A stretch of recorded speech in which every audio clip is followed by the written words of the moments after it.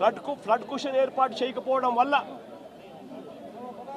ఆ నీళ్లు పై నుంచి వచ్చే నీళ్లు కింద పులిచింతల కింద దిగువన వచ్చే నీళ్లు ఈ రెండు నీళ్లు కలిసి ఒక ప్రళయంగా ఏర్పడి చివరికి బుడమేరును కూడా కృష్ణానదికి పోవాల్సిన బుడమేరును కూడా తన ఇంటిని రక్షించుకునేందుకు బుడమేరులో కూడా అర్ధరాత్రి దాటిన తర్వాత ప్రజలకు నోటీసు ఇవ్వకుండా ప్రజలకు సమాచారం ఇవ్వకుండా బుడమేరులో గేట్లను కూడా ఎత్తేసి విజయవాడలోకి నేను పూర్తిగా పంపించడం జరిగింది.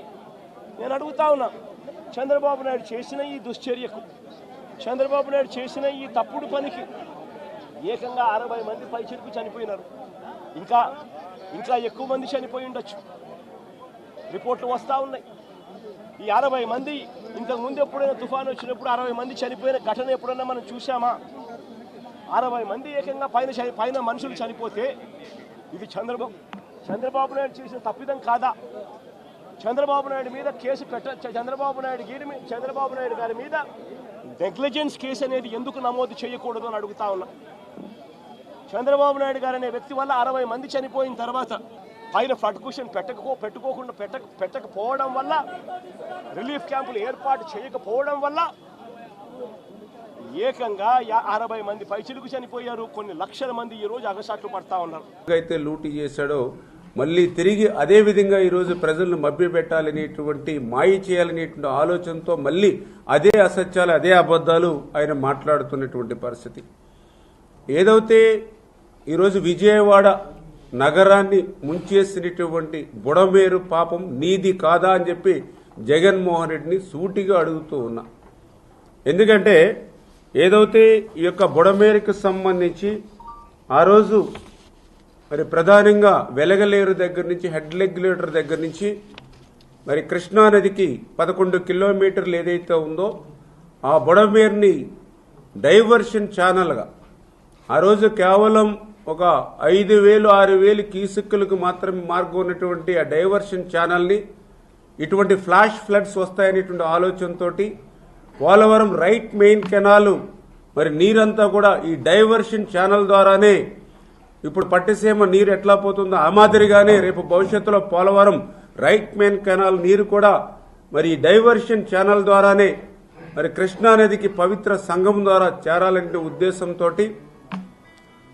మరి ఏదైతే 37,500 క్యూసెక్కుల నీరు సామర్థ్యం కలిగేటువంటి విధంగా ఆ బుడమేరు ఏదైతే డైవర్షన్ ఛానల్ని ఎక్స్టెండ్ చేయడానికి, అదేవిధంగా ఏదైతే లైనింగ్ చేయడానికి ఆ రోజు చంద్రబాబు నాయుడు గారు 2014లో మరి ఆయన నిజంగా 464 కోట్లు ఏదైతే జీవో నెంబర్ 638 638 జీవో తోటి 2014 సంవత్సరం 464 కోట్లు ఏదైతే లైనింగ్ కి అదేవిధంగా ఎక్స్టెన్స్ కి ఆ రోజు చంద్రబాబు నాయుడు గారు అధికారంలోకి వచ్చినటువంటి మరుక్షణమే బుడమేరుని ఎక్స్టెన్షన్ చేయాలి అనేటువంటి ఆలోచనతో ఆ రోజు జీవో ఇచ్చి టెండర్లు పిలిచి 3 ఏజెన్సీలు వచ్చి ఆ రోజు 5 సంవత్సరాల్లో మరి 70-80% పనులు చేస్తే మిగిలినటువంటి బ్యాలెన్స్ పనులు కూడా మరి ఆ రోజు 13 మరి ఏదైతే 3/2019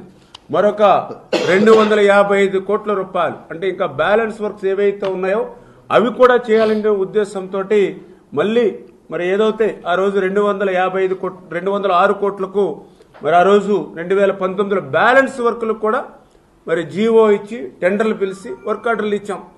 మరి నేను అడుగుతూ ఉన్నా జగన్మోహన్ రెడ్డిని, మరి తర్వాత 2019లో నువ్వు అధికారంలోకి వచ్చిన తర్వాత మరి 5 సంవత్సరాలలో మరి కనీసం ఎందుకు ఒక్క ₹1 పని ఆ యొక్క డైవర్షన్ ఛానల్లో చేయలేదు? నీ 5 సంవత్సరాల పాలనలో ఒక్క తట్ట మట్టి ఆ బుడమేరులో ఎందుకు పని చేయలేదు? ఒక్క అరబస్తా సిమెంటు ఎందుకు ఆ డైవర్షన్ ఛానల్లో చేయలేదు? అంటే 5 సంవత్సరాల్లో ఏదైతే ఆ బ్యాలెన్స్ పనులు నువ్వు కొత్తగా నిధులు తీసుకురావక్కర్లా, కొత్తగా శాంక్షన్లు ఇవ్వక్కర్లా. చంద్రబాబు నాయుడు గారు 80% ఏదైతే ఆ డైవర్షన్ ఛానల్ బుడమేరులో చేశారో ఆ మిగిలిన బ్యాలెన్స్ పనులు నీ 5 సంవత్సరాల్లో పూర్తి చేసి ఉండి ఈ రోజు ఆ బుడమేరు ఏదైతే డైవర్షన్ ఛానల్ ఆ లైనింగ్ పూర్తయి ఉంటే ఈవేళ గండ్లు పడి ఉండేవి కాదు కదా. అక్కడ గండ్లు పడకుండా ఉంటే ఈరోజు విజయవాడ సిటీ మునిగి ఉండేది కాదు కదా. అంటే ఈ రకంగా విజయవాడ పట్టణాన్ని నీ చేతకాని తనంతో నీ అసమర్థతో ముంచేసినటువంటి పాపం నీది కాదా? ఏ ముఖం పెట్టుకుని మళ్ళీ నువ్వు బుడమేరు గురించి మాట్లాడుతున్నావు అని చెప్పి